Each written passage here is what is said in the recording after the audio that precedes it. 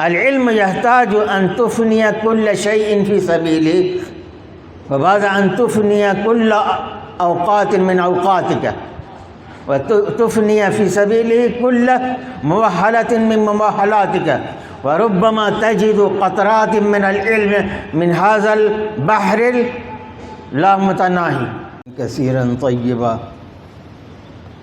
والأول فليس قبله شيء، والآخر فليس بعده شيء،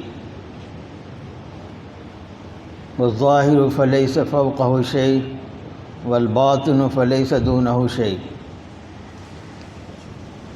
وصلى الله على نبينا وسيدنا وقائدنا وحبيبنا وشفيعنا محمد، أرسله الله بالحق بشيرا ونذيرا وداعيا إلى الله بإذنه وسراجا منيرا.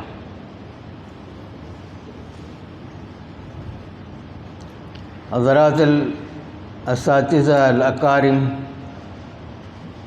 وطلبتي الأعزاء والمستمعين الكرام، إنكم تمتعتم باستماع التوجيهات الغالية من أساتذتكم، ويكفي لكم أن تنالوا من توجيهاتهم الرشيدة وتتمسكوا بها في حياتكم،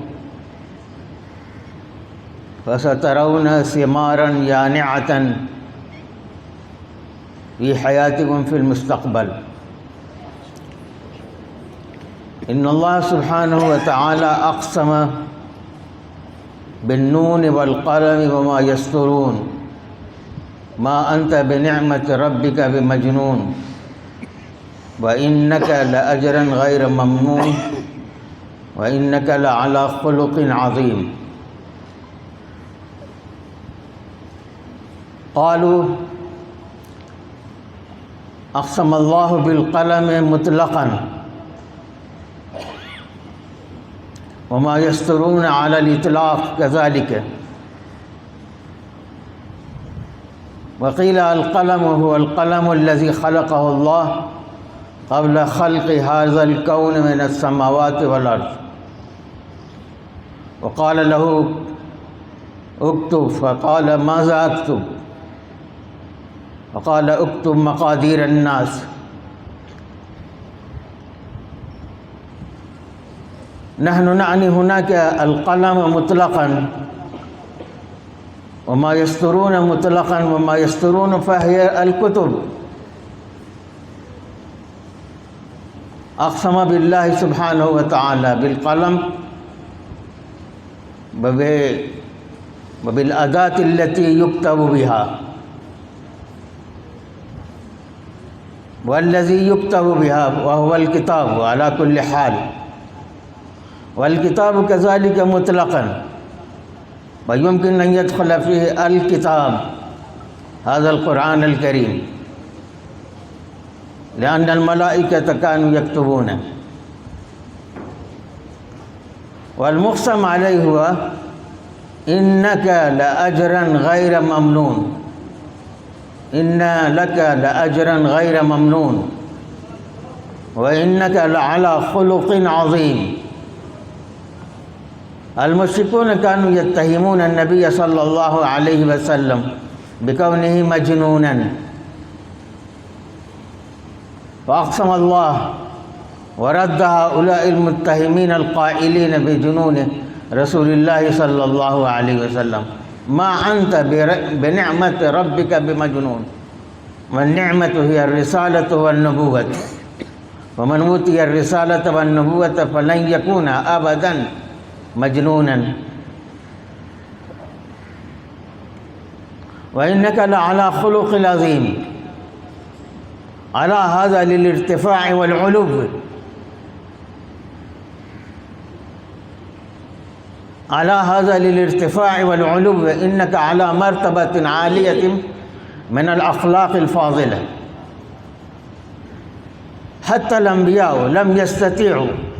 أن يبلغوا إلى تلك الدرجة العالية من الخلق العظيم إلى حيث وصل نبينا صلى الله عليه وسلم.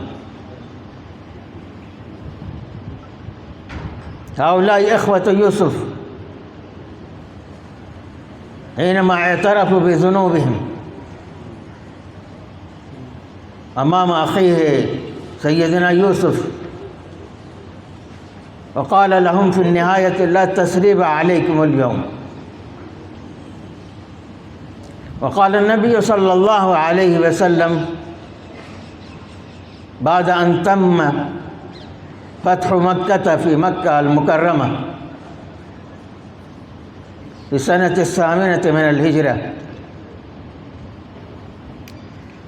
بعد أن تم، فقال: أتعرفون ماذا أفعل بكم؟ ثم أطلقهم الرسول صلى الله عليه وسلم فقال: اذهبوا فأنتم الطلقاء. عفا سيدنا يوسف عن إخوته، وكان إخوته الأشقاء، فعفى عنهم ورحم عليهم، وقال: لا تثريب عليكم اليوم. ولكن هؤلاء الطلقاء هم كانوا أعداء لرسول الله صلى الله عليه وسلم، فخلقه العظيم على مرتبة عالية.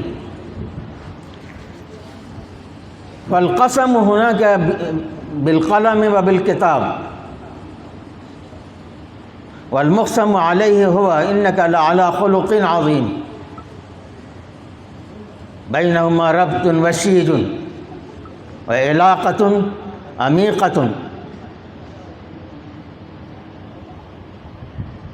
لا نحتاج إلى أن نخوض في تفاصيل هذه الآية الكريمة، ولكن اجتمعتم هناك يا إخوة بمناسبة مكتبة الرائد. ما معنى الرائد؟ وهناك مجلة نصف شهرية تصدر مرتين في شهر، مجلة الرائد، ومكتبتكم هذه تسمى مكتبة الرائد. الرائد هو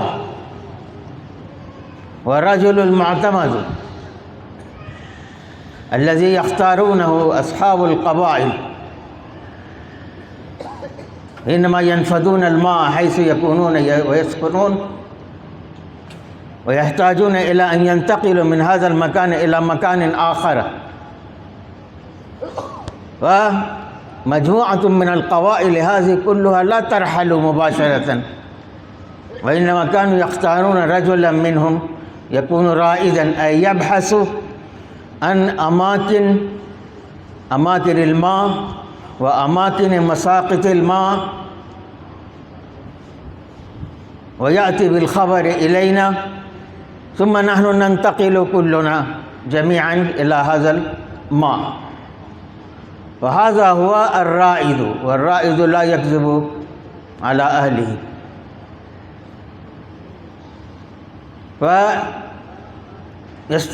كانوا يستعملون ارتادوا أو ارتاد فلان، أي بحث عن النجعة، أي النجعة هو الكلأ والعشب، غذاء الحيوانات من العشب والكلأ. فالرائد هو الباحث عن النجعة، عن العشب والكلأ، عن أغذية الحيوانات من العشب. ثم تطورت هذه الكلمة، وقالوا رائد الفضاء، رائد الحرب، بمعنى ضابط الحرب. ورائد القوم من يمثل عن قومه. ورائد الفضاء هو الذي يصعد إلى السماء للبحث. فإنما نزل 3 رجال من العلماء في آخر من الستينيات من القرن الماضي، وكانوا هم رائد الفضاء، والذي يصعد إلى السماء للبحث وينزل على القمر للبحث كذلك، ويسمى هذا هو رائد الفضاء. والرائد هو الباحث، الرائد هو الباحث. فالمكتبة الرائد تتطلب منكم أن تكونوا باحثين عن الكتب ما يوافق على مستواكم. وفي مكتبة الرائد لا تجد كتبا إلا ما يوافق على مستواكم، فعليكم التوجه إلى هذه المكتبة، وعليكم اختيار الكتب ما يوافق على مستواكم، وعليكم الحرص على مطالعة هذه الكتب، فإنها كتب صغيرة معظم كتبها هي كتيبات، هي كتب صغيرة ما يناسبكم ومستواكم، وبهذا تستطيعون أن تنالوا وتستفيدوا أكثر من الكتب العلمية.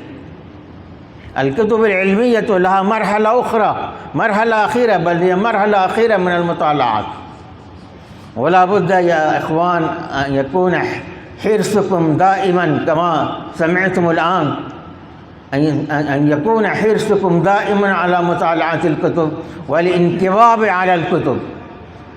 أقص عليكم قصة من هذا البلد، وهو الشيخ العلامة عبد الحي اللكنبي الفرنجي مهلي، رزق عمرا قصيرا، توفي وكان عمره 36 أو 37 سنة فقط. وخلال هذه المدة ترك آثارا ضخمة لها قيمة كبيرة في العلوم الإسلامية. فهذه الأسرة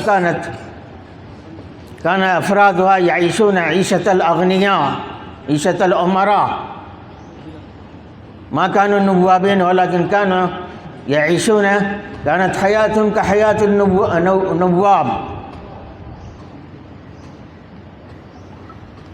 فجلس الرجل، كان الشيخ علامة عبد الحي اللكنبي، وكان تلميذا أمثالكم، أكب لدراسته ومذاكرة كتبه. خلال دراسته هو طلب من خادمه أو خادمته ماء، كوبا من الماء، وكان والده كان يراقبه من بعيد. خلال دراسته كان يراقبه من بعيد، فتحير كيف طلب الماء وهو مكب على دراسته، كيف خطر في باله من يطلب الماء. والإنسان حينما يكون غارقا في مطالعته ينسى كل شيء. فتحير والده وقال: يا الله، هل ذهب العلم من أسرتي؟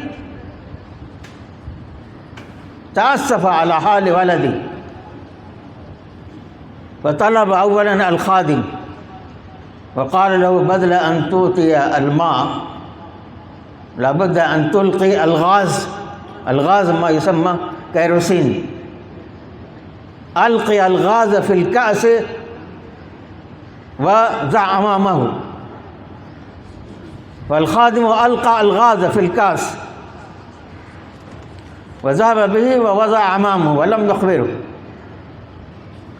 فالطالب هذا الشيخ اللكنبي كان غارقا في مطالعته، أهوى يده بدون النظر إلى الغاز، أهوى يده إلى الكاس ورفعه وشرب كله بنفس واحدة. فتنفس أبوه بالراحة والطمأنينة وقال: الحمد لله، بقي العلم، ما زال بقي العلم في أسرتي. وألقى وسقى الغاز كله ولم يحس بشيء. هل شرب الماء أو شرب روح حفظة أو شرب الغاز؟ لم يبين، لم يميز. فحمد الله أبوه وقال الحمد لله ما زال العلم بقيا في أسرتي. فهكذا يا إخوان لابد. وأقول قد قلت لكم بيتين للشاعر: أخي لن تنال العلم إلا بستة سأنبئك تفصيلها ببيان: ذكاء وحرص واجتهاد وبلغة، هذه 4، وإرشاد أستاذ وطول زماني. أنا دائما أقول ليس في دنيا العلم هناك طريق أقصر، هذا طريق طويل. العلم يحتاج أن تفني كل شيء في سبيله، وبعد أن تفني كل أوقات من أوقاتك وتفني في سبيله كل موهلة من مواهلاتك، وربما تجد قطرات من العلم من هذا البحر لا متناهي. وأبشركم بأنكم اجتمعتم هناك لكي تسمعوا توجيهات أساتذتكم الكرام. فعليكم يا إخوان الانهماك والانكباب والانشغال في دنيا العلم. الكتابة والقراءة هذه نعمة من الله سبحانه وتعالى. تكون جالسا في غرفتك وفي كرسيك في داخل غرفتك، تستطيعون أن تسيح هذه الكتب بكم في العالم. لو تدرسون موضوع التاريخ وتستطيعون أن تطلعوا على أحوال الأمم والأقوام في العالم من الماضي ومن من الحال. وكذلك هناك العلوم الشرعية وغير العلوم الشرعية.